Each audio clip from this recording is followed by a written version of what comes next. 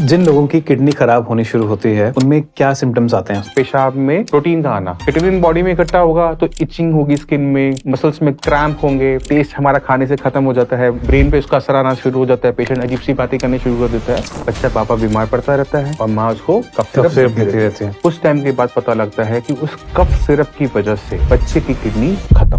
कौन सी ऐसी मेडिसिन हैं जिनको हम डेली यूज कर रहे हैं अपने घरों में बिना डॉक्टर की सलाह लिए हुए, जो कि किडनी को खराब कर रही हैं? Pain killers.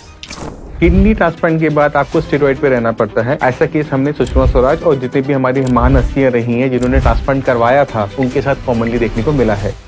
दोनों किडनी डैमेज हो रखी हैं। भाई अगर अपनी सिस्टर से लेता है कितनी साल तक चल पड़ती है वो किडनी? देखो, जो एवरेज एज है वो है 10 साल। उसके बाद आपको दोबारा से किडनी ट्रांसप्लांट की जरूरत पड़ेगी ही पड़ेगी। जितनी हेल्दी आपकी बॉडी है उतनी हेल्दी आपकी किडनी भी है। अगर आपकी बॉडी वीक है तो आपकी किडनी भी वीक है, क्योंकि किडनी का भी तो खाना वही है जो आप खा रहे हैं। लाइफ सेविंग टिप बताइए कोई किडनी से related. BP sugar regular basis पे टच करो और साल में एक बार अपने आप को गिफ्ट दो अपने बर्थडे पे, फुल बॉडी हेल्थ चेकअप करवा कर। आज का पॉडकास्ट बहुत ही डिफरेंट होने वाला है। एक अलग ही तरीके का एक्सपीरियंस आपको मैं आज इस पॉडकास्ट में देने वाला हूँ। मैं आज आया हूँ डॉक्टर पुरु धवन के यहाँ। श्रेयास करके इनका आयुर्वेदिक हॉस्पिटल है। मेरे सामने जो बैठे हैं एक रियल पेशेंट बैठे हैं जो डॉक्टर साहब के पास आए तो थे अपना चेकअप कराने के लिए, और उसी बीच मैं भी उनके पास ही बैठा हुआ था और मैंने सोचा कि क्यों ना एक रियल पेशेंट की एक रियल स्टोरी आप तक लाई जाए। नमस्कार, आपका नाम? खुशबू कुमारी। खुशबू कुमारी जी, आप कहाँ की रहने वाली हैं? बिहार के। बिहार की। और आपकी एज? 27। आज आप यहाँ आए थे श्रेयस हॉस्पिटल में? yes. किस लिए? दिखाने के लिए। क्या समस्या है? किडनी का प्रॉब्लम। किडनी का प्रॉब्लम है। कब डिटेक्ट हुआ था? अगस्त में। अगस्त महीने में, लाइक 8-9 महीने हो गए। हाँ। ओके, क्या सिम्टम्स थे? दर्द होता था और क्या बोलते हैं, पेशाब सही से नहीं होता था। अच्छा, बाएं साइड में इधर। कॉन्टिन्यूस पेन रहता था या फिर बीच बीच में पेन उठता था? नहीं, लगातार ही रहने लगा था। तो जाके दिखाए थे तो उस समय। आपको कब पता चला? इन्होंने क्या बताया आपको? सर देखिए, एक्चुअली मैं तो काम करता हूँ दिल्ली ही। जी। इनको गांव में मैं दिखाया था। अच्छा। मेरा छोटा भाई है, उसे ले गया था दिखाने। ओके। तो वहाँ डॉक्टर हैं एक ब्रिजकांत, उनको दिखाया। ठीक है। तो वो जांच करके, वो तो किडनी स्पेशलिस्ट है नहीं, ओके। वैसे फिजिशियन है वो। ठीक है। वो देखा तो किडनी का अल्ट्रासाउंड वगैरह किया। उसके बाद वो बोला कि इनके किडनी में प्रॉब्लम है, आप इसे CMS ले जाओ। आपने बिहार में चेक करवाया था इनको? CMS आपका शायद भेलोर। चलिए, ठीक है। वहाँ भेजा था। तो मैं यहाँ रहता हूँ भाई, मेरा काम वाम ये है, तो मुझे मतलब वहाँ समझ में नहीं आया कि वहाँ कैसे ले जाऊँ। ठीक है। मैं दिल्ली ले आया। ओके। दिल्ली में मैं दिखाया, डॉक्टर को चेक वगैरह कराया। तो एक्चुअल पता यहाँ चला मुझे कि इसको किडनी में क्या प्रॉब्लम है। क्या प्रॉब्लम है इनको एग्जैक्टली? किडनी में वो बराबर ये दर्द होता था। तो यहाँ किडनी जांच कराने के बाद ये बोला कि किडनी को बायोप्सी कराओ। इसका क्रेटाइन इसका बढ़ता जा रहा था, 4.25 हो गया था इनका। क्रेटाइनिन 4.25 हो गया था? हाँ जी। ओके। फिर बायोप्सी कराया इनका। बायोप्सी में इनको आया वो IgA नेफ्रोलॉजी ऐसे कुछ है। ओके।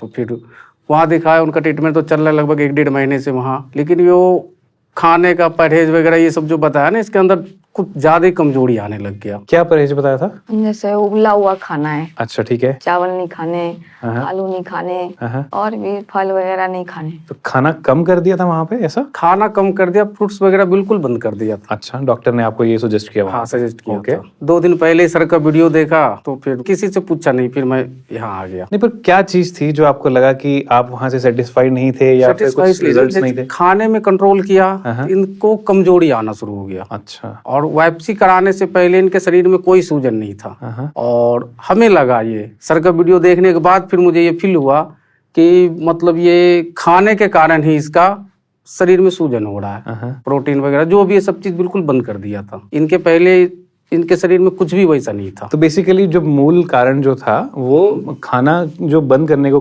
बंद तो नहीं कहूँगा, कम करने के लिए जो कहा, और कुछ सर्टन खाने को बंद करने के लिए कहा गया। हाँ जी। और उसके बाद फिर आपको कुछ फर्क नहीं पड़ रहा था ऐसा कुछ? नहीं। और कितने टाइम से आप वहाँ पे कंसल्ट कर रहे थे, क्या बताया आपने भी एग्जैक्टली? दिल्ली में भी तो इनका 7 तारीख को है इनको वापसी। ठीक है। 7 जनवरी को।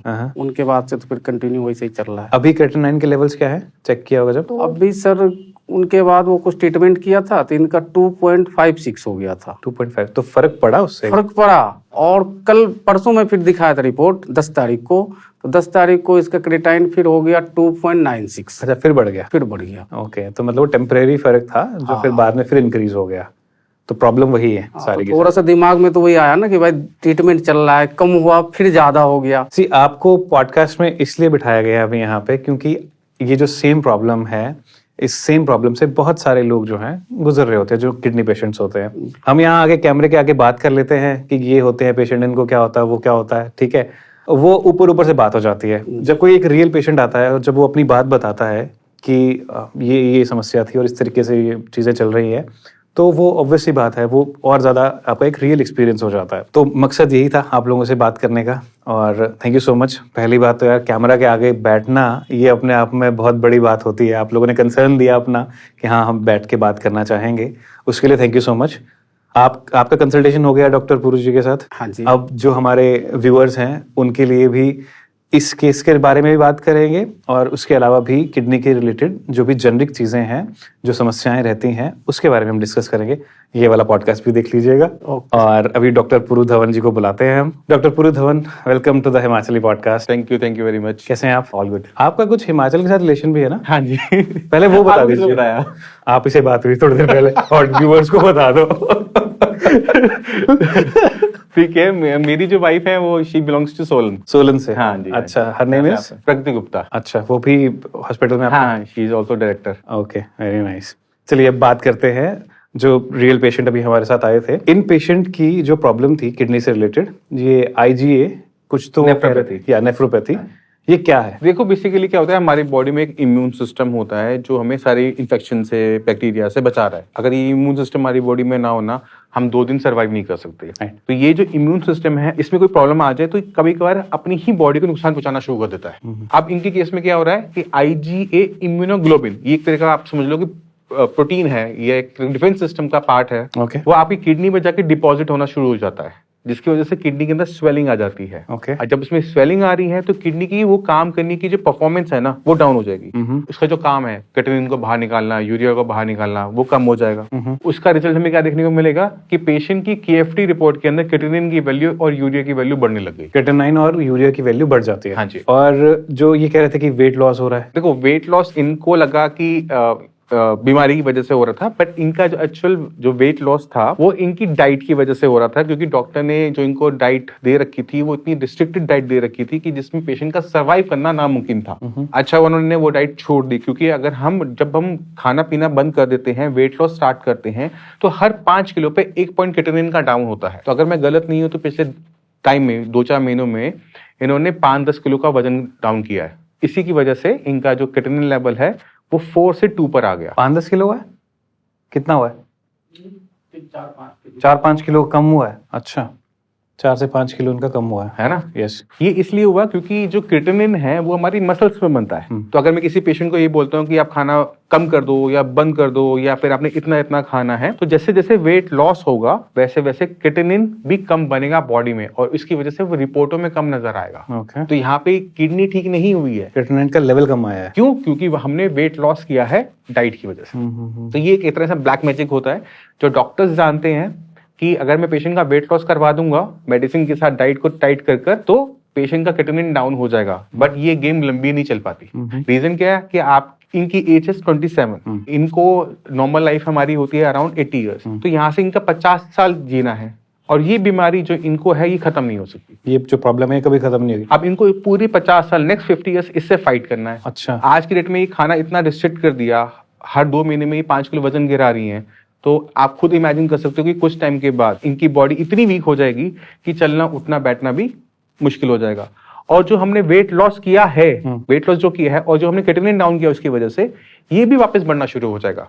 मैं कोई रीजन समझाता हूँ। आपकी बॉडी में जो हेल्थ है, जितनी हेल्दी आपकी बॉडी है उतनी हेल्दी आपकी किडनी भी है। अगर आपकी बॉडी वीक है तो आपकी किडनी भी वीक है, क्योंकि किडनी का भी तो खाना वही है जो आप खा रहे हो। राइट। अगर आपने खाना खाया नहीं है तो आपकी किडनी को खाना मिला नहीं है, तो आज वो काम कर रही है वो कल काम नहीं करेगी। तो क्रिएटिनिन जो डाउन हुआ है वो वापस इंक्रीज करेगा। इनके केस में भी ऐसे ही हुआ, 2.5 गया, फिर वो इंक्रीज करना स्टार्ट कर दिया, क्योंकि अब वीकनेस बहुत ज्यादा बढ़ गई थी। तो ये एक लॉन्ग, जब हमने लड़ाई लंबी जीनी होती है, चलनी होती है, तो आप अपने सारे के सारे अपने आप को वीक नहीं करते, आप अपनी बॉडी को स्ट्रांग रख के चलोगे। तो जिन भी डॉक्टर ने इनको ये चीज सलाह दी होगी कि हम स्पेसिफिक्स में नहीं जाएंगे, कि आप अपना डाइट को इस तरीके से रिस्ट्रिक्ट कर लीजिए, ऐसा क्यों होता होगा फिर? ऐसा क्यों सलाहें दी जाती होंगी? ये मैंने आपको कहा ना, डॉक्टर को ये ट्रिक पता है, तो मैं इसको ब्लैक मैजिक कहता हूँ, क्योंकि आपने वो मैजिक ट्रिक खेली, पेशेंट का क्रिएटिनिन डाउन तो कर दिया, बट पेशेंट को हेल्थ नहीं दी, आपने पेशेंट की हेल्थ और खराब कर दी, क्योंकि अब ये वाली गेम 50 ईयर्स तो चलने वाली है नहीं ना, ये तो 2-4 महीने 6 महीने चल जाएगी। पेशेंट का जो क्रिएटिनिन डाउन हुआ है वो अगले 2 महीने में फिर से बढ़ना शुरू हो जाता है और पहले से ज्यादा बढ़ता है। रीजन क्या है? पहले बॉडी में हेल्थ थी थोड़ी बहुत, अब वो खत्म हो गई। न्यूट्रिशन नहीं है बॉडी में, न्यूट्रिशन नहीं है बॉडी में, प्रोटीन नहीं है बॉडी में, विटामिन मिनरल्स नहीं, क्योंकि हमने खाया ही नहीं। तो जो किडनी परफॉर्म कर रही थी वो भी छोड़ देती है। इस केस में जो इंटरमिटेंट फास्टिंग होती है काम करती है कि नहीं? बिल्कुल नहीं। एक पेशेंट जिसकी किडनी खराब हो रही है उसे किसी भी टाइप की फास्टिंग नहीं करनी चाहिए। कोई भी टाइप की फास्टिंग नहीं करनी चाहिए? किसी भी टाइप की फास्टिंग बिल्कुल भी नहीं करनी चाहिए। किडनी खराब हो रही है आपकी तो इंटरमिटेंट फास्टिंग से दूर रहिए। आपको अपनी बॉडी की हेल्थ मेंटेन करनी है, तो आपकी डाइट के अंदर वेजिटेबल्स का पार्ट ज्यादा होना चाहिए, क्योंकि वेजिटेबल जब हम इंटेक ज्यादा करते हैं तो हमें विटामिन मिनरल्स पूरे मिल जाते हैं। कार्बोहाइड्रेट्स के लिए हम राइस एंड व्हीट का हम सहारा ले लेते हैं। बॉडी क्या करती है कि जब हम कार्बोहाइड्रेट्स का इंटेक कर रहे हैं उसे प्रोटीन में कन्वर्ट कर लेती है as per the bodies requirement. Right, ठीक है, ये उन केसेस में अप्लाई होता है जहां पर टोटल प्रोटीन, जो ब्लड के अंदर प्रोटीन है वो नॉर्मल चल रहा है, मतलब ऐसी बॉडी को प्रोटीन की रिक्वायरमेंट नहीं है। बट इनके केस में क्या है कि इनकी बॉडी में जो प्रोटीन है वो जरूरत से कम है, तो इनको हमें प्रोटीन खिलाना पड़ेगा, यानी इनके खाने में दाल होनी चाहिए, क्योंकि अगर दाल नहीं खाएंगी तो इनकी बॉडी खराब होती चली जाएगी। तो ऐसे पेशेंट में हमें डाइट का ध्यान रखना पड़ता है कि पेशेंट ढंग से खाना खाए, क्योंकि उसकी किडनी की रिक्वायरमेंट है, उसकी बॉडी की रिक्वायरमेंट है, और उसकी वो लाइफ को एक्सटेंड करेगा, कम नहीं करेगा खाना। ओके। सो जैसा ये बता रहे थे कि इनको इस तरफ पेन होनी शुरू हुई थी, इसके क्या सिम्टम्स रहते हैं? देखो, आईजीए नेफ्रोपैथी जो इनको बीमारी है उसमें कमर में दर्द होगा ही नहीं। ये जो कमर का दर्द था ये वीकनेस की वजह से आ रहा था। ओके। अब वीकनेस का दर्द हो रहा था, किडनी वाले पॉइंट पर हो रहा था, इसलिए ये डॉक्टर के पास चले गए, और डॉक्टर ने वहां पे जब केएफटी का टेस्ट करवाया तब फाइंड आउट किया कि कुछ ना कुछ किडनी के साथ गलत है। कौन सा टेस्ट था? Sorry, KFT? हाँ, किडनी फंक्शन टेस्ट, जिसमें हम अपना क्रिएटिनिन, यूरिया के लेवल्स देख रहे होते हैं, तब जाके पता लगा। तो पेन से बाय मिस्टेक किडनी का आइडेंटिफिकेशन हो गई। अगर ये पेन नहीं होती तो ये बीमारी अनआइडेंटिफाइड चली जाती। ओके। और ये फिर बाद में जाके पता चलता? हाँ, जब सिम्टम्स बहुत ज्यादा हो जाते, स्वेलिंग बॉडी में आना शुरू हो जाती, वॉमिटिंग शुरू हो रही होती, इचिंग हो रही होती, अदर सिम्टम्स आ रहे होते हैं, तब जाके पता लगता। जिन लोगों की किडनी खराब होनी शुरू होती है उनमें क्या सिम्टम्स आते हैं? देखो, जब किडनी खराब होने का सिलसिला शुरू होता है तो सबसे पहला जो सिम्टम आता है वो है पेशाब में प्रोटीन का आना। ओके। हमारा जो यूरिन होता है अगर हम करते हैं तो येलो या तो ट्रांसपेरेंट होगा या व्हाइट ट्रांसपेरेंट होगा। Right. बट जो किडनी पेशेंट्स हैं उनमें यही जो यूरिन है वो क्लाउडी हो जाता है, और वो पहला सिम्टम होता है जो ये बता रहा होता है कि something going wrong with the kidney. Cloudy को हिंदी में क्या बोलेंगे? कैसे? गदला। ओके। गदला सा हो जाता है, ट्रांसपेरेंट नहीं रह जाता वो। ठीक है, अब जब जैसे जैसे हमारी किडनी और खराब होती चली जाएगी तो वो अपने काम नहीं कर पाएगी। क्रिएटिनिन, यूरिया जो उसका काम है वो बॉडी से बाहर नहीं गया, वो बॉडी में इकट्ठा होना शुरू हो गया, और जैसे जैसे वो इकट्ठा होगा वो सिम्टम देना शुरू करेगा। जैसे क्रिएटिनिन बॉडी में इकट्ठा होगा तो इचिंग होगी, स्किन में, मसल्स में क्रैम्प होंगे। अब यूरिया हमारी बॉडी में इकट्ठा होगा तो हमारे ब्रेन में जाकर क्या करता है कि हमारे टेस्ट को खत्म कर देता है, तो टेस्ट हमारा खाने से खत्म हो जाता है, खाना खाने का मन नहीं करता। पेशेंट अगर कंडीशन बहुत ज्यादा खराब हो जाए तो यूरिमिक इंसेफेलोपैथी, यानी ब्रेन पे उसका असर आना शुरू हो जाता है, पेशेंट अजीब सी बातें करनी शुरू कर देता है। तो इस सिम्टम डिपेंड करता है कि बॉडी में क्या चीज एक्यूमुलेट हो रही है, कौन सा जहर इकट्ठा हो रहा है। पेशेंट अजीब सी बातें करने लगता है मतलब? जब आपकी बॉडी में यूरिया बहुत इकट्ठा होना शुरू हुआ तो वो बेसिकली है तो वो वेस्ट मटेरियल ना, वो तो है तो जहर। अब जहर जितना ज्यादा बॉडी के अंदर होगा उस हिसाब से वो सिम्टम देगा। अगर आपकी बॉडी में यूरिया इकट्ठा हो रहा है तो वो यूरिया ब्रेन में भी जा रहा है, और ब्रेन है वो हमारा एक तरह से कंट्रोल सेंटर है। तो पेशेंट के जो मूड्स हैं, मूड स्विंग्स हो रहे हैं, वो अजीब सी बातें कर रहा है, हेलुसिनेशंस हो रही हैं, पेशेंट को नींद बहुत ज्यादा आ रही है, तो इस तरह के सिम्टम्स भी देखने को मिल जाते हैं जब हमारी बॉडी में यूरिया की एक्यूमुलेशन ज्यादा हो जाती है। हाँ। ये जो पेशेंट अभी यहाँ बैठे हैं, आपने कंसल्ट तो कर लिया है अच्छे से आप? हाँ। राइट। ऐसे जो सिम्टम्स और लोगों को भी हैं जेनरिक, उनको क्या आप सलाह दोगे जो इनको आपने दी है? ऑब्वियसली पेशेंट टू पेशेंट भी डिफर करता है, किसी का कुछ बढ़ा होगा, किसी का कुछ होगा, राइट? इनके वाले केस में क्या था? बीपी बढ़ा हुआ था या शुगर डायबिटीज का था? इनके केस के अंदर इनकी जो किडनी की परेशानी है ना वो बीपी से आई है ना वो शुगर से आई है। ओके। वो आई है इनकी बॉडी की कमी की वजह से, कि इनकी बॉडी में जो इम्यून सिस्टम है वो हाइपर एक्टिव है। अब किडनी को जैसे जैसे नुकसान हुआ उसने एक और बीमारी को पैदा कर दिया, वो है हाई ब्लड प्रेशर। अब पिछले 1 महीने से इनका बीपी अनकंट्रोल्ड बना हुआ है, यानी अब बॉडी में 2 ऐसी बीमारी है जो किडनी को नुकसान पहुंचा रही है। एक तो इनका आईजीए नेफ्रोपैथी जो बॉडी से निकल नहीं सकता, बट एक ब्लड प्रेशर। अगर हम ब्लड प्रेशर को कंट्रोल कर लेते हैं तो कम से कम ब्लड प्रेशर की वजह से किडनी को कोई नया नुकसान नहीं होगा। अच्छा। ठीक है। और आईजी नेफ्रोपैथी को कंट्रोल करना नॉट ए इजी टास्क। ठीक है। तो ऐसी बीमारी को सुला दिया जाता है, निकाला नहीं जा सकता, सुला दो। सुला दी जाता है ऐसे, मतलब उनको बॉडी में रहेंगी, टॉर्मेंट रहेंगी और आपकी किडनी को और नुकसान नहीं पहुंचाएंगी। तो पेशेंट को बहुत ज्यादा और ज्यादा केयरफुल रहना पड़ता है फिर अपनी लाइफस्टाइल चॉइसेस को लेके आगे आने वाले टाइम में फिर, ऐसा? हाँ, अब जैसे बाहर का खाना नहीं खा सकते, शादियों का खाना नहीं खा सकते, खट्टा नहीं खा सकते, चाय नहीं पी सकते, कॉफी नहीं पी सकते, तो बहुत सारी जो कुछ चीजों पे हमें रिस्ट्रिक्शन लगानी पड़ती है खाने पीने के अंदर। जो आपने सिम्टम्स बताए ना इनके आईजी नेफ्रोपैथी या नेफ्रोपैथी के, आप कह रहे हो कि इनके में बॉडी में जो है इम्यून सिस्टम हाइपर एक्टिव है। बिल्कुल। पहली बात तो मुझे बताइए कि इनको देख के और इनको मिलने के बाद आप क्या एज्यूम कर पा रहे हैं, इनके अंदर कौन सा दोष है? इनमें दोष कोई भी नहीं है। वात पित्त कफ के बारे में देखो, वात पित्त कफ से इसका कोई लेना देना नहीं है, बिल्कुल लेना देना नहीं है। ये इनका इम्यून सिस्टम है, इम्यून सिस्टम का एक तरह से आप फेलियर कह सकते हो इसको। और ये क्यों होता है, इसका छोटा सा आंसर होता है, वो है बैड लक। क्योंकि आईजी नेफ्रोपैथी सबकी बॉडी में है, वो बिना किसी रीजन के एक्टिव हो रहा है, हाइपर एक्टिव हो रहा है। अभी सब में तो होता नहीं ना, और इसके पीछे जो जिसकी रीजनिंग है वो आज तक फाइंड आउट नहीं हुई है। अच्छा, इसका रीजनिंग फाइंड आउट नहीं हो चुका? बिल्कुल। ये इडियोपैथिक माना जाता है। ये हो रहा है, ये पता है, ये क्यों हो रहा है, आज तक इसका रीजन नहीं निकला है, तो इसको आप बैड लक पे डाल सकते हो। मैंने और टीम ने थोड़े से कुछ जेनरिक क्वेश्चंस जो हैं सर्च किए कि जो कॉमन क्वेश्चन लोग पूछते हैं, उन्हीं कॉमन क्वेश्चंस को मैं आपसे पूछ रहा हूँ, आप मुझे बस उनके आंसर दे दो। आज का पॉडकास्ट हमारा उसी के अराउंड कर लेते हैं। बाकी जब ये पॉडकास्ट फिनिश हो जाएगा, हम अपने व्यूअर्स से ही इनपुट लेंगे, उनको नेक्स्ट किस चीज के बारे में जानना है, उनकी और क्या क्वेरीज हैं, उसके बाद हम नेक्स्ट किसी एपिसोड में वो कर लेंगे। सो पहला क्वेश्चन है कि किडनी फेल होने से पहले कौन सी चीज है जो आपको करनी ही चाहिए? किडनी फेल होने से पहले किडनी फेल होने से पहले आपको खुश रहना चाहिए, क्योंकि हर किसी की रीजन है ना। अगर आपकी बॉडी में स्ट्रेस है और आपका स्ट्रेस है तो आपको बीपी बनता है, स्ट्रेस तो डायबिटीज बनती है। तो अगर आप स्ट्रेस को कंट्रोल कर लेते हो, बीपी और शुगर को मैनेज कर लेते हो, आपको किडनी फेलियर होगा ही नहीं। चांसेस 80% नीचे चले जाएंगे, क्योंकि 80% केसेस जो किडनी फेलियर के हैं उनके पीछे कारण बीपी और शुगर ही है। सिर्फ बीपी, शुगर और वो स्ट्रेस, बस, और कोई रीजन ही नहीं है। आजकल हर 10वें बंदे को जो है डायबिटीज की प्रॉब्लम हो रही है। रीजन क्या है? देखो, वो है हमारा लाइफस्टाइल। क्योंकि डायबिटीज जो है वो लाइफस्टाइल डिसऑर्डर के अंदर आती है। आपकी बॉडी में इंसुलिन बन रहा है, अगर वो इफेक्टिवली काम नहीं कर पा रहा तो डायबिटीज होगी। अगर वो बॉडी के हिसाब से कम बन रहा है तो डायबिटीज होगी। तो ऐसी बॉडी जिसके अंदर शुगर लेवल ज्यादा रहते हैं, उनको अपने मेटाबॉलिज्म पे काम करना चाहिए। अगर आप शुगर मैनेज कर लेते हो तो आपकी किडनी फेल होने के चांसेस भी डाउन हो जाते हैं, क्योंकि हर 4 में से एक डायबिटिक पेशेंट की किडनी खराब हो जाती है। अच्छा, डायबिटिक पेशेंट का जो है डायरेक्ट रिलेशन है किडनी पेशेंट खराब होने से? हाँ। अच्छा। और डायबिटीज जो है वो फैमिली में भी रन होती है। मम्मी पापा को थी तो आपको भी हो सकती है, आप अपने अगले जनरेशन को भी पास करोगे। तो आपको अपनी डायबिटीज पे, चाहे वो जेनेटिक है या नहीं है, उसे हल्के में नहीं लेना चाहिए। अगर आप उसे हल्के में ले जाओगे तो बीमारियां पूरी आएंगी। जो लोग बहुत ज्यादा फास्ट फूड खाते हैं और पानी बहुत ही कम पीते हैं, वो अपने साथ क्या खराब कर रहे हैं? देखो, फास्ट फूड जो है उसमें सबसे वाली चीज आएगी वो है सॉल्ट, क्योंकि फास्ट फूड में घर से ज्यादा नमक होता है। अब नमक जितना ज्यादा, बीपी उतना आपका रेस होता है। जितना बीपी आपका ज्यादा होगा उतना ही आपकी किडनी को वो नुकसान पहुंचाएगा। ठीक है।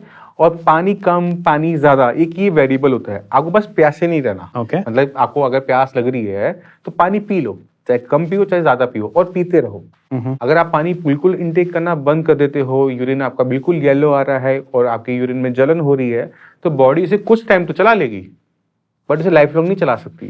तो आपकी किडनी फेल होने के चांसेस बढ़ जाते हैं। अच्छा, पानी वाले एंगल पे थोड़ी सी बात कर लेते हैं, क्योंकि फास्ट फूड तो बहुत ही कॉमन हो गया है, बट पानी वाले एंगल पे भी बहुत सारे मिथ्स हैं।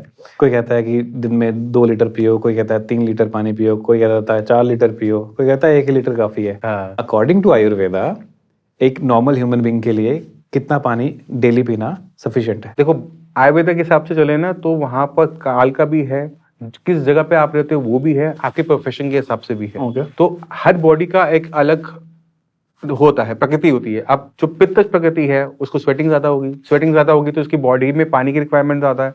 तो कोई फिक्स अमाउंट नहीं है। आपका प्रोफेशन, जैसे हमारा बोलने वाला है, अब हम बोल रहे हैं तो अब हमें प्यास लगनी शुरू हो जाएगी। आप रहते हो पहाड़ों पे, टेम्परेचर ठंडा है तो आपकी पानी की रिक्वायरमेंट एक दिल्ली वाले से कम है ना, क्योंकि आपका स्वेटिंग ही नहीं हुई।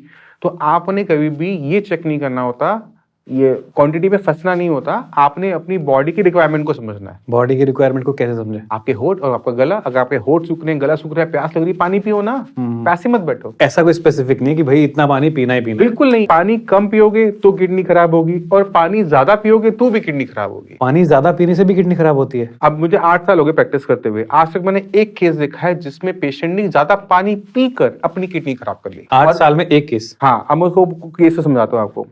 वो लड़का था तकरीबन 20-25 साल का, 24-25 साल का था वो। उसके फेस पे दाने थे। अब वो दाने खत्म करने के लिए उसने कहीं देख लिया कि पानी पीने से मेरी स्किन साफ हो जाएगी। वो दिन में 20 लीटर पानी पी रहा था कि मेरी स्किन फ्री में साफ हो जाए। 20 लीटर? हाँ, और उसने वो काम 3-4 महीने कर लिया। रोज 20 लीटर पानी पीना है, जबरदस्ती पीना है। उसकी स्किन और खराब हो गई, दाने ठीक हुए नहीं, और उसका किडनी जो पूरा 20-20 लीटर पानी बॉडी से बाहर निकाल दी थी, उस चक्कर में उसकी किडनी भी पूरी की पूरी कोलैप्स कर गई, खत्म हो गई। फिर तो ऐसा काम नहीं करना चाहिए। क्या रहा उस पेशेंट का, वो भी तो बताओ। पेशेंट का तो उससे पहले हमें पानी रुकवाना पड़ा कि इतना पानी पीने की जरूरत नहीं, जब बॉडी आपसे मांगे तब आपने पानी देना है। स्किन का ट्रीटमेंट स्किन की तरह चलता है, ना कि आप पानी पी के बॉडी को ओवरलोड करके, फ्लूइड ओवरलोड करके उसको आप ठीक कर पाओगे। वो कोई तरीका नहीं होता। और जो एक्ने थे वो बैक्टीरियल इन्फेक्शन की वजह से होते हैं। राइट। वहां पे पानी का इतना बड़ा रोल नहीं है। पानी सफिशिएंट पीना है, पानी ओवर नहीं करना है। और इसी तरह से अगर आप पानी कम कर लेते हो अपना, तो आपकी बॉडी में बनने वाला जितना भी जहर कह लो, टॉक्सिक मटेरियल कह लो, वेस्ट मटेरियल कह लो, उसको उसी पानी में घुल के बाहर निकलना है। तो अगर जैसे आपने घर में एक ग्लास लिया पानी का, उसमें आप चीनी घोलते हो तो 4 चम्मच घुल जाएगी, बट उसमें 10 चम्मच चीनी के नहीं घोल सकते, क्योंकि उसकी जो कैरिंग कैपेसिटी है वो एक लिमिटेड है। तो अगर आपने पानी कम पिया है और आपकी बॉडी में क्रिएटिनिन और यूरिया ज्यादा बना है, उसमें डिसॉल्व नहीं होगा, तो जो बच गया वो कहाँ जाएगा? ब्लड में जाएगा। किडनी को एक्स्ट्रा काम करना पड़ रहा होगा, कम पानी के अंदर सब कुछ डिसॉल्व करना है। और इसी प्रोसेस के अंदर जब इसको हम लंबा टाइम कर लेते हैं तो किडनी खत्म, कोलैप्स हो जाती है फिर। ओके। कोई एक ऐसा फूड या ड्रिंक जो कि किडनी किलर है? अगर एक नॉर्मल पर्सन को अपनी किडनी का ध्यान रखना हो, खाने पीने से बचना है, तो उनको एडवाइस करूंगा कि आप प्रोटीन का कंट्रोल करो। क्योंकि कुछ लोगों को लगता है कि प्रोटीन ज्यादा खाने से मेरी बॉडी अच्छी होगी, और ओवर अमाउंट में वो नॉनवेज खा रहे हैं, मटन खा रहे हैं, फिश खा रहे हैं, एग्स खा रहे हैं, वेजिटेबल्स खा ही नहीं रहे। ऐसे लोगों में किडनी खराब हो सकती है। यंगस्टर्स प्रोटीन के डिब्बे खा रहे हैं, जिनमें किडनी खराब हो जाती है। जिम कल्चर का भी इसमें इम्पैक्ट है? बिल्कुल इम्पैक्ट है। अगर आप सप्लीमेंट्स ले रहे हैं, आपने अपना वेट लॉस करना है, फैट रेशियो कम करनी है, तो आजकल प्रोटीन इंटेक सुबह, दोपहर और शाम चल रहा है। और इसी की वजह से क्या होता है, किडनी में एक्स्ट्रा लोड जा रहा होता है, क्योंकि बॉडी के अंदर क्रिएटिनिन ज्यादा बन रहा होता है। 2-4 दिन, महीना भर कुछ नहीं होगा, बट जब हम इसे ओवरडू कर जाते हैं तो किडनी पे उसका इम्पैक्ट आना शुरू हो जाता है। तो ये हेल्दी, जिनकी किडनी बिल्कुल फर्स्ट क्लास है, वो ये काम ना करें, क्योंकि ये केसेस देखने को मिलते हैं। एक और चीज मैं आपको बताना चाहूंगा, वो है मेडिसिन का अननेसेसरी यूज करना। अच्छा। मेडिसिन आपको ठीक करने के लिए है, बट वो मेडिसिन जो है इतनी छोटी सी टैबलेट में आती है, आप खाते हो, आधे घंटे में काम कर जाती है। कौन सी ऐसी मेडिसिन हैं जिनको हम डेली यूज कर रहे हैं अपने घरों में बिना डॉक्टर की सलाह लिए हुए, जो कि किडनी को खराब कर रही हैं? Pain killers. अच्छा। अब दादी हैं या मम्मा हैं, उन सबको घुटने में दर्द होना एक आम बात है, या सिर में दर्द होना आम बात है। हमें भी हेडेक हो जाता है किसी न किसी रीजन से। अब मेरे हेडेक हो रहा है, अब मैंने क्या किया, केमिस्ट के पास गया, उसने हमें एक पेन किलर दिया हेडेक का, हम खा लिया, मुझे आराम मिल गया। अब मैं ये काम मैं अपनी रूटीन बना लेता हूँ, जब भी मेरा हेडेक होगा मैं गोली लूंगा दर्द की, मैं खाऊंगा, मेरा दर्द ठीक हो जाता है। ये सामने बंदा बैठा है, बताइए। तो बिल्कुल नहीं करना चाहिए। अच्छा। क्योंकि ये जो हेडेक हो रहा है, तो आपको फाइंड आउट करना पड़ेगा ये किस रीजन से हो रहा है। जैसे आप स्पेक्स लगाते हो, तो हो सकता है कि आपकी आईसाइट की वजह से हो रहा हो सकता है कि उस टाइम में आपका ब्लड प्रेशर हाई हो, तो आपको उसके रीजन को खत्म करना है, दर्द को खत्म नहीं करना है। पर उस टाइम जब बहुत ज्यादा पेन हो रही है और जो पेशेंट है उस टाइम पे करा रहा है, उस टाइम पे क्या करे वो? आपने पेन किलर खा लिया, हाँ। एक गोली से कुछ नहीं हो रहा, हाँ। आपने खा लिया, ऑल ओके। अब उसके रीजन तो फाइंड आउट करो ना। हाँ। पॉइंट ये है ना, अगर आप वो टैबलेट हफ्ते में 2 बार खा रहे हो, महीने में 8 बार खा रहे हो, तो अगले कुछ महीनों में किडनी पूरी खराब हो जाएगी, और किडनी चली जाती है एक्यूट किडनी इंजरी में, जहाँ पे किडनी एकदम शट डाउन हो जाती है। Acute kidney injury? Yes. Okay. तो ऐसी कंडीशन के अंदर किडनी वापस आ जाती है, बट आपकी किडनी वीक हो जाएगी और आपको आगे चलकर लाइफ में प्रॉब्लम आएगी। कोई भी आम इंसान जो है वो अपनी किडनी की हेल्थ के बारे में अगर जानना चाहता है कि मेरी किडनी हेल्थ कैसी है, तो कौन से बेसिक टेस्ट होते हैं? 2 टेस्ट हैं। एक है यूरिन टेस्ट, यूरिन में प्रोटीन आ रहा है नहीं आ रहा, बस वो चेक करना है। यूरिन में प्रोटीन नहीं होता है, किडनी अगर खराब हो रही होगी तो यूरिन में प्रोटीन आपको लैब टेस्ट में दिख जाएगा। कितनी उसकी वो होती है अमाउंट? अगर एक सिंगल प्लस भी आ गया, जरा सा भी आ गया तो आप फेल हो गए। अच्छा, ठीक है। यूरिन में अगर थोड़ा सा भी प्रोटीन आ रहा है तो मतलब किडनी में कुछ लोचा चल रहा है, something is wrong with kidney. ठीक है। तो दूसरा जो टेस्ट है that is kidney function test, KFT। Kidney function test के अंदर हम किटनिन की वैल्यू को देखते हैं। Okay। अगर किटनिन की वैल्यू जरा से भी एलिवेट हो गई है, जरा से भी, तो अब मान लो कि किडनी 30% डैमेज हो गई है, इसी वजह से किटनिन जरा सा बड़ा है। क्रेटिनाइन की एक नॉर्मल वैल्यू क्या होती है और एक खराब वैल्यू क्या होती है? तो ये जो वैल्यू है 0.4 से 1.1, कुछ लैब में 0.1, 1.2 इस तरह से वेरी करता है, वो लैब टू लैब वेरी करता है। ठीक है। मगर अगर आपकी रिपोर्ट के अंदर एबनॉर्मल वैल्यू आ रही है, चाहे जरा सी पॉइंट में ही क्यों नहीं है, तो 30% किडनी डैमेज होने के बाद ही क्रेटिनिन अपनी नॉर्मल वैल्यू से बाहर जाता है। नॉर्मल वैल्यू क्या है वही पूछ रहा हूं। 1.1 जो है 1.1 या 1.2 इज द नॉर्मल वैल्यू। हाँ, वो थोड़ा सा वेरिएबल होता है लैब टू लैब, बट इसी के आसपास होती है। और एक्सट्रीम? एक्सट्रीम तो आपका 22 भी हो सकता है, 25 भी हो सकता है, बट वो कौन केसेस होते हैं जहां पर किडनी पूरी डैमेज हो चुकी है। 8 साल का आपका एक्सपीरियंस है, 8 साल के एक्सपीरियंस में एक्सट्रीम केस कौन सा देखा है? 26 क्रेटिनिन लेवल 26। और उस पेशेंट के साथ क्या हुआ फिर? डायलिसिस करवाने भेज दिया मैंने, हैंड टू हैंड। मुझे नहीं देखना, पहले डायलिसिस करवाओ फिर मेरे पास आना, क्योंकि ऐसे केसेस को लेना मतलब ये होता है कि पेशेंट की लाइफ के साथ खेलना। तो आपको बहुत कैलकुलेटेड रिस्क लेना होता है। आपने पेशेंट की लाइफ को सिक्योर करना है। तो ऐसे केसेस के अंदर, क्योंकि उसकी बाकी ऑर्गन्स पे भी उसका इम्पैक्ट पड़ रहा है, अब आपके ब्लड के अंदर क्रेटिनिन और यूरिया के लेवल ज्यादा है, अगर हम उसको एकदम निकालेंगे नहीं तो कभी भी उसका जो हार्ट फेलियर हो सकता था। तो ऐसे केसेस जब भी आते हैं तो हमें उनको इमीडिएट आपको डायलिसिस करवाकर ब्लड को क्लीन करवा के बाकी ऑर्गन्स को सेव करना होता है, जिससे पेशेंट की लाइफ है वो बच जाए। कोई ऐसा केस हुआ जहाँ पे आप भी कभी इमोशनल हो गए हो? किडनी का कोई पेशेंट आया आपके पास?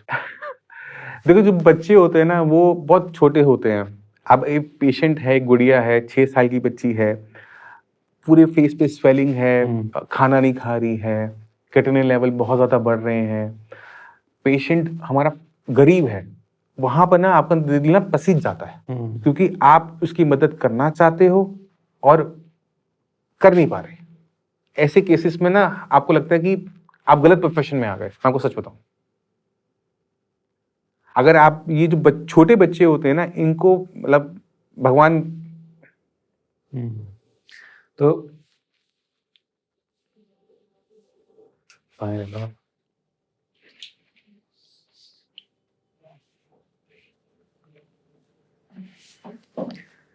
कोई ऐसा केस आपने जो देखा हो, छोटे बच्चे का कोई केस हो कोई?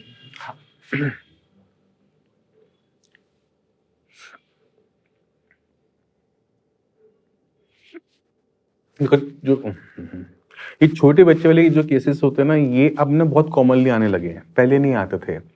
और इनके पीछे जो कारण होता है वो होता है नेफ्रोटिक सिंड्रोम। अब ये नेफ्रोटिक सिंड्रोम बीमारी क्या है? ये अक्सर बनती है पेरेंट्स की गलती की वजह से। छोटे बच्चों में कोल्ड एंड कफ कॉमन दिक्कत है, बच्चा बाबा बीमार पड़ता है और वो जाती हैं डॉक्टर से एक कफ सिरप ले आती हैं। उस कफ सिरप को देने के बाद पेशेंट का जो कफ है ना वो ठीक हो जाता है। अब जब वो दोबारा बीमार पड़ता है ना, तो माँ क्या करती है, वही कफ सिरप उठाती है और दोबारा से दे देती है। बच्चा पापा बीमार पड़ता रहता है और माँ उसको कफ सिरप देती रहती है। तब तो कुछ नहीं हो रहा। कुछ टाइम के बाद पता लगता है कि उस कफ सिरप की वजह से बच्चे की किडनी खत्म। कफ सिरप जो है एक बहुत बड़ा रीजन आप ये कह रहे हो बच्चों की किडनी खराब होने का? बच्चों की किडनी उस टाइम में बढ़ रही होती है ना, बहुत छोटे होते हैं। हाँ। अब छोटे बच्चे में, 1 साल के बच्चे में, 2 साल के बच्चे में कफ सिरप जो है उनकी किडनी के साथ क्या कर रहा है क्या नहीं कर रहा है किसी को नहीं पता।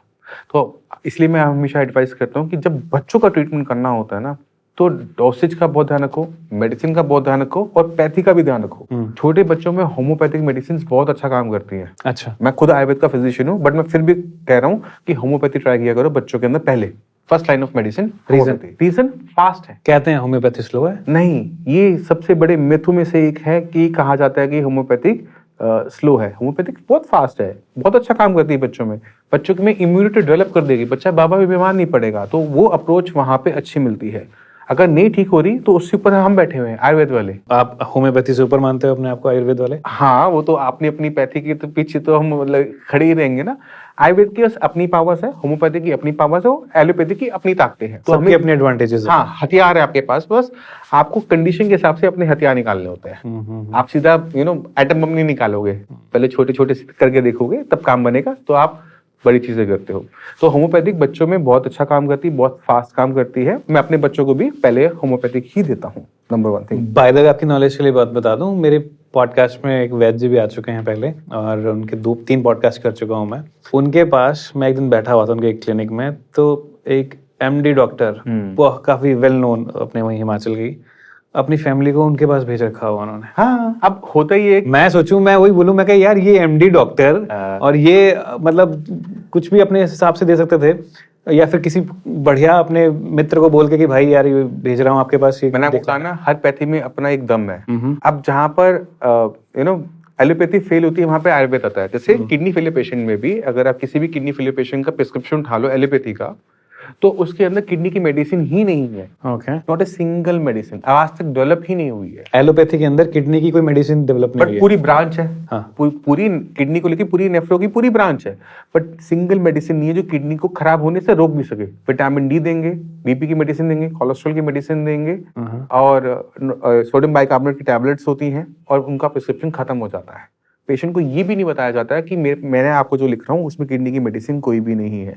जब हम पेशेंट को समझाते हैं कि ओके ठीक है, अपना प्रिस्क्रिप्शन देखो, फाइंड आउट करो कि उसमें कोई मेडिसिन है या नहीं है, गूगल पे सर्च करो, तब जाकर उनको समझ में आता है डॉक्टर साहब ने तो हमें मेडिसिन दी ही नहीं है। फिर वो हमसे पूछते हैं कि हमें क्यों नहीं दी, हम बता रहे होते हैं बनी नहीं है इसलिए नहीं दे रही, उनकी गलती नहीं है। तो एक लिमिटेशन है, उसकी लिमिटेशन है। आयुर्वेद में ये अच्छा है कि यहाँ पर किडनी को खराब होने से रोकने तक की भी मेडिसिन है, और काफी हद तक ठीक करने की भी मेडिसिन है। आयुर्वेद के बारे में भी पर ये बात बोली जाती है कि आयुर्वेद का प्रोसेस भी बहुत स्लो है, इसीलिए लोग जो है सबसे पहले एलोपैथी की तरफ जाते हैं कि वहां पे जाके इंस्टेंट रिलीफ मिल जाएगा, और इसीलिए एलोपैथी को चूज करने का एक बेसिक और बहुत बड़ा रीजन ये भी है। देखो, ये मैं कहता हूँ कि अप्रोच और पे डिपेंड करता है। आयुर्वेद में रिजल्ट्स 1 महीने में आ जाएंगे। अब ये स्लो है फास्ट है? स्लो तो नहीं है। स्लो नहीं है ना? नहीं है। अब अगर आपको चाहिए अभी तो एलोपैथी, आज की तारीख में चाहिए, सेम डेट में चाहिए, एलोपैथी में जाओ, वहां पर भी रिजल्ट नहीं मिलने वाले आपको। जब हम आयुर्वेद के बारे में बात करते हैं ना, जो आयुर्वेद की जो प्रिंसिपल्स है ना, वो बहुत सॉलिड है। आयुर्वेद का प्रिंसिपल क्या कहता है कि कोई भी बीमारी हो रही है बिना रीजन के नहीं होगी, कोई ना कोई रीजन जरूर होगा।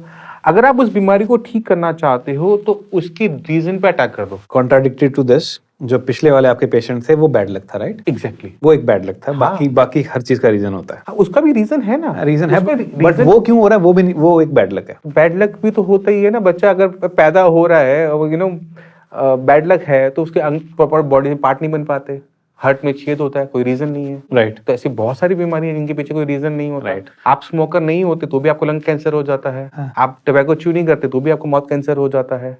तो बहुत सारी बीमारियां ऐसी हैं जिनके पीछे कोई फिक्स रीजन नहीं होता। ठीक है, वापस आते हैं वहाँ पे। आयुर्वेद कहता है कि कोई भी बीमारी हो रही है उसका रीजन है, राइट? और ये आई गेस सभी यही कहते होंगे ना, एलोपैथी नहीं। वहां पे क्या हो रहा है, वहां पे सिम्टोमेटिक रिलीफ हो रहा है। ओके। हम कोई बीमारी है उसमें सिम्टम्स को दबा देते हैं तो वो एलोपैथी में अच्छे हैं। जैसे पेन हो रहा है, पेन किलर खा लो, ठीक हो जाएगा। बट आयुर्वेद के प्रिंसिपल क्या कहते हैं, पेन हो रहा है, आप पेन का रीजन ढूंढो, उस पेन की रीजन को खत्म करो, तो एक स्टेप एडवांस हो गया ना।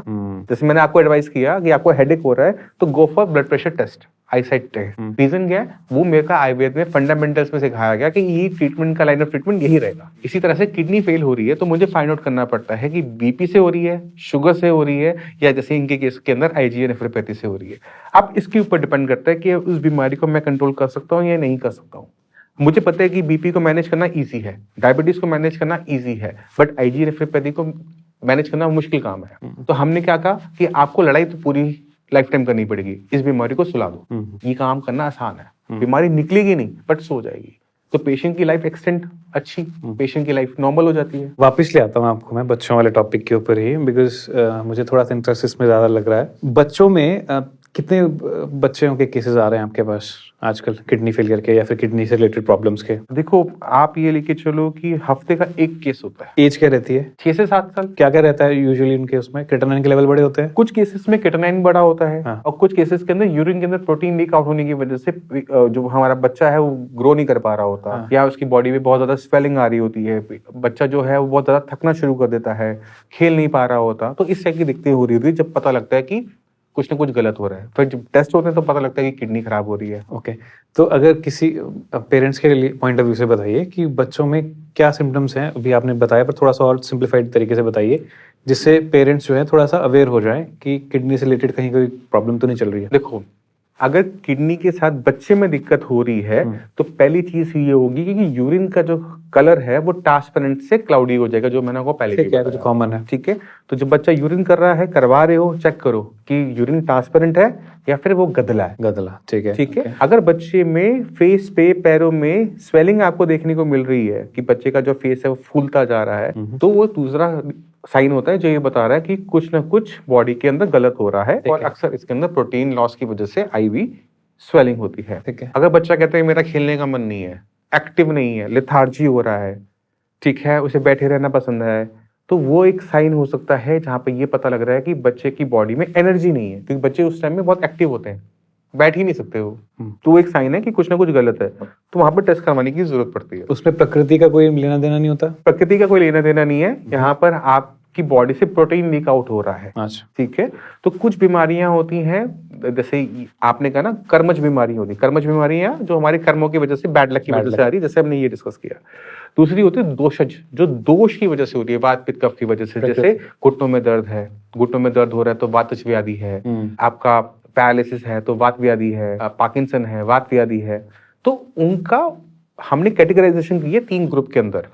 बट कोई भी बीमारी सिंगल दोष पे नहीं होती, 3 दोषज होती है, तीनों दोष होते हैं, वात पित्त कफ, कोई कम कोई ज्यादा। अच्छा। तो आयुर्वेद की कंसेप्ट है, अब आयुर्वेद भी थोड़ा सा एडवांस हो गया है, वो मॉडल को साथ लेके चलता है, छोड़ के नहीं चल रहा वो। जहां पर बीमारी के पीछे सर पैर नहीं पता, जैसे सपोज करो आपको फीवर आता है, बस फीवर आता है, आप सारे टेस्ट करवाते हो, सारे नेगेटिव है, टाइफाइड नहीं है, मलेरिया नहीं है, डेंगू नहीं है, तो वहां पर आपकी दोषज चिकित्सा अच्छा काम करेगी। जो अच्छे डॉक्टर्स हैं उनको चाहिए, आयुर्वेद के अच्छे डॉक्टर्स को चाहिए कि वो मॉडर्न साइंस को पीछे ना छोड़े, मॉडर्न साइंस को साथ लेके चेयर लोगे, एडेप्टेशन होती रहेगी, इवॉल्व करते रहोगे। अगर आप इस चीज को साथ नहीं लोगे तो आपकी जो साइंस है कुछ बीमारी में अच्छा काम करेगी, बाकी बीमारियों में फेल हो जाएगी। अगर आप उसे रेलिवेंट बनाए रखना चाहते हो तो दोषज अच्छा है, वात पित्त कफ अच्छा है, बट साथ में मॉडर्न लेके चलो। किसी का क्रिएटिनिन लेवल अगर बढ़ रहा हो तो उसको तुरंत क्या करना चाहिए? अगर क्रिएटिनिन लेवल बढ़ रहा है तो सबसे पहला काम बनता है कि बीमारी की जड़ जाओ, उसे ढूंढो, अपना बीपी चेक करो, शुगर टेस्ट करो, रीजन फाइंड आउट करो खुद ब खुद कि आपका क्रिएटिनिन लेवल किस रीजन से बढ़ रहा है, और उस चीज के लिए अपनी मेडिसिन को वहां पे प्लेस करो जिससे आपका वो रीजन हट जाए। क्योंकि अगर आपने वो रीजन हटा दिया ना तो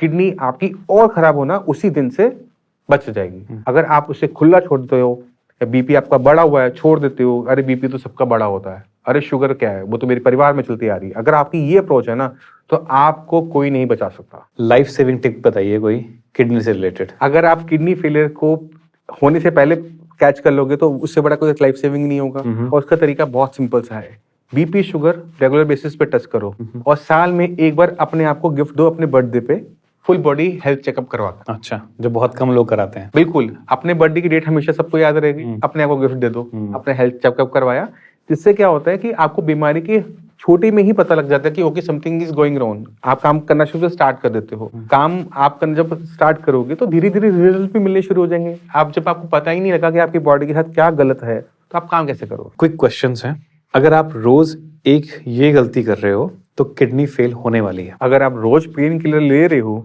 तो आपकी किडनी फेल होने वाली है। बिना डायलिसिस के किडनी रिपेयर हो सकती है क्या? बिल्कुल हो सकती है, कुछ हद तक, कैसे? Condition apply. अगर किडनी हमारी काम नहीं कर रही, किडनी में हमारा इंक्रीज हुआ है, तो किडनी के अंदर 2 हिस्से हैं, एक हिस्सा वो है जो मर गया, एक हिस्सा वो है जो इन्फ्लेम्ड है। जो हिस्सा मरा नहीं है वो वापस काम पर आ जाएगा, क्रिएटिनिन आपका डाउन हो जाएगा, बट पूरा रिपेयर होना ना होना डिपेंड करता है किडनी के अंदर किस टाइप का और क्या डैमेज हुआ है। 90% लोग किडनी डैमेज होने के बाद भी नॉर्मल लाइफ जी सकते हैं, कैसे? अगर आपकी किडनी डैमेज की एक्सटेंट पे डिपेंड करता है कि वो नॉर्मल लाइफ जी पाएगा या नहीं जी पाएगा। अगर किडनी फुल डैमेज हो चुकी है, कोई चांस नहीं है, तो उम्मीद खत्म। अगर किडनी थोड़ी सी पार्शियल खराब है, पार्शियल ठीक है, क्रिएटिनिन हमारा 2.5, 4, 5, 10 से नीचे है, तो वहां पर काम किया जा सकता है। क्या नॉर्मल ब्लड रिपोर्ट्स का मतलब है कि किडनी आपकी सेफ है? अगर आपकी ब्लड रिपोर्ट्स नॉर्मल है, फिर भी आपको अपना ब्लड प्रेशर और शुगर को टेस्ट करना चाहिए। अगर वो बड़े में है तो आपकी किडनी रिस्क में है, चाहे आपकी KFT रिपोर्ट में क्रिएटिनिन यूरिया नॉर्मल ही क्यों ना हो। हर रोज ये एक ड्रिंक लेने से किडनी का डैमेज रिवर्स हो सकता है? ऐसी कोई ड्रिंक नहीं है जो किडनी के डैमेज को रिवर्स कर सके, तो इसके लिए मेरे पास कोई आंसर नहीं है। किडनी ट्रांसप्लांट होने के बाद नॉर्मल लाइफ होती है या फिर स्ट्रगल होता है? बिल्कुल नहीं होती। अगर आपकी किडनी खराब हो गई है तो आपकी लाइफ लॉन्ग स्ट्रगल बनी ही रहेगी। क्या क्या स्ट्रगल्स होती हैं? किडनी ट्रांसप्लांट के बाद आपको स्टेरॉइड पे रहना पड़ता है और ये स्टेरॉइड आपकी कार्डियक कंडीशन को नुकसान पहुंचाती रहती है। ऐसा केस हमने सुषमा स्वराज और जितने भी हमारी महान हस्तियां रही हैं जिन्होंने ट्रांसप्लांट करवाया था उनके साथ कॉमनली देखने को मिला है, क्योंकि उनके अंदर जो डोनर था वो बाहर से था।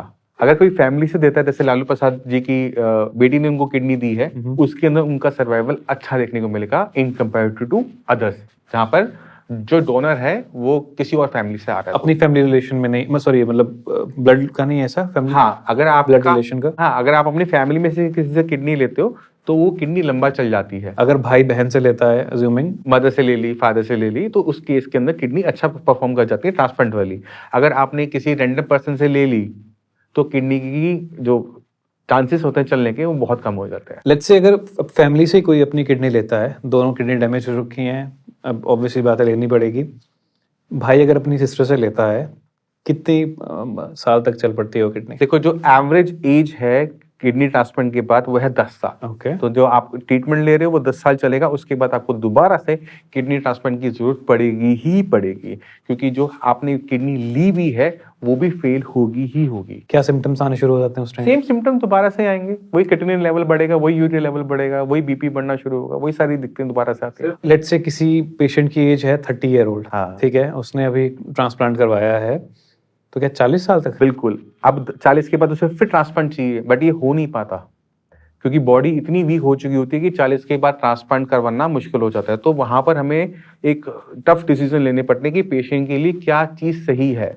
तो जो पेशेंट यंग है, जहाँ पे किडनी पूरी खराब हो चुकी है, उनके लिए ट्रांसप्लांट अच्छा है कि 10-15 साल मिल जाए, बहुत अच्छी बात। कुछ पेशेंट ऐसे होते हैं जो 40s, 50s, 60s में होते हैं, वहां पर ट्रांसप्लांट अच्छा नहीं होता, वहां पर डायलिसिस पे बने रहना अच्छा होता है। मगर अगर डायलिसिस पे बने हुए हैं तो हमने क्या करना होता है कि डायलिसिस में वीकनेस बहुत आ रही होती है बॉडी के अंदर, तो हमें वीकनेस को काउंटर करना होता है। तो ऐसे पेशेंट के अंदर हमें खाना बहुत अच्छी मात्रा में देना होता है। और सबसे अच्छा तरीका, अगर आप अपनी किडनी को खराब होने से रोक लेते हो, ना ट्रांसप्लांट से बच जाते हो और डायलिसिस से भी बच जाते हो बहुत लंबे टाइम तक। एक क्वेश्चन एक और है, क्या किडनी सिर्फ 20% भी काम कर रही हो तो भी क्या उसको बचा सकते हैं? बिल्कुल। अगर आपकी किडनी 20% काम कर रही होगी तो क्रिएटिनिन लेवल आपका 6 के आसपास होगा। अगर क्रिएटिनिन लेवल आपका 6 के आसपास है तो अगर आप अपनी किडनी को खराब होने से रोक दोगे तो वो आपका लेवल 6 के आसपास टिका रहेगा, वो और नहीं बढ़ेगा। अब जब हमारी किडनी में और डैमेज होना रुकेगा तभी तो आप किडनी को रिवर्स कंडीशन में लेकर आ पाओगे, क्योंकि बॉडी हमेशा अपने आप ही हील अप करती है। आपको बस वो एनवायरनमेंट देना होता है, उसको ताकतें देनी होती है, खाने से विटामिन देना होता है, मिनरल देना होता है, जिसके अंदर किडनी अपने आप को रिवाइव कर सके अपने आप। बचपन से किडनी को कैसे स्ट्रांग करें ताकि फ्यूचर में दिक्कत ना आए? अगर आप अपनी किडनी को स्ट्रांग बनाना चाहते हो तो वेजिटेबल्स पे ध्यान दो, क्योंकि वेजिटेबल्स का इंटेक आप अच्छा करते रहोगे तो ना बीपी शूट अप करेगा, ना शुगर होगी आपको, और बीपी शुगर से आप बच गए तो आप किडनी फेलियर से भी बच गए। प्रोटीन पाउडर खाने वाले जिम लवर्स को भी किडनी फेलियर का रिस्क होता है? 100% रिस्क होता है।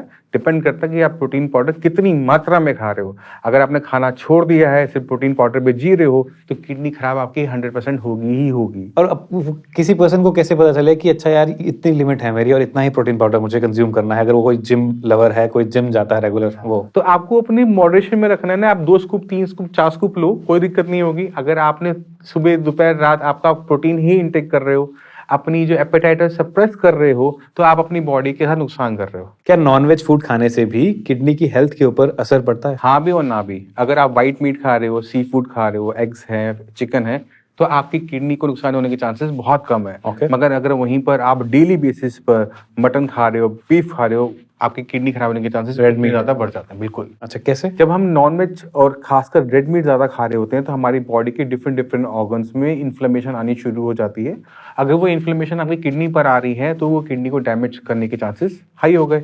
आपका कोलेस्ट्रॉल भी बढ़ेगा, आपकी बॉडी में बीपी है वो भी शूट अप करेगा, क्योंकि आपको नॉनवेज को गलाने के लिए नमक की मात्रा ज्यादा इस्तेमाल करनी पड़ती है, और यही आपकी बॉडी को लॉन्ग टर्म में नुकसान पहुंचाता है। सेंधा नमक यूज कर ले तो? सेंधा नमक है तो नमक ना, बीपी तो वो भी बढ़ाएगा ना, कम मात्रा में बढ़ाएगा। कम मात्रा में बढ़ाएगा, बट नुकसान तो करेगा ना। नुकसान करेगा। तो मतलब नॉनवेज में रेड मीट ना खाएं, ऐसा? रेड मीट आप खाओ, बट साल में 1-2 बार, 4 बार, 5 बार डेली बेसिस पे नहीं।